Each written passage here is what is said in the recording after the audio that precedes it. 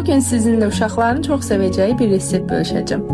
1 stəkan süt, 1 stəkan su, 2 çay qaşığı duz, 2 yemək qaşığı şəkər tozu, 1 yemək qaşığı quru maya, yarım stəkandan biraz çox duru yağ, 1 ədəd yumurta əlavə edirik, 6 stəkan yarım un əlavə edirik, xəmir yoğururuq. Üzərini bağlayıb mayalanması üçün kənara qoyuruq. İçliyini hazırlayırıq.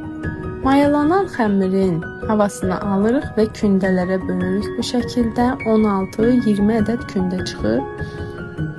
Kiçik-kiçik yayırıq. İçliyimiz üçün sosiska, Holland pendiri və qırmızı yaşıl biberdən istifadə etdim.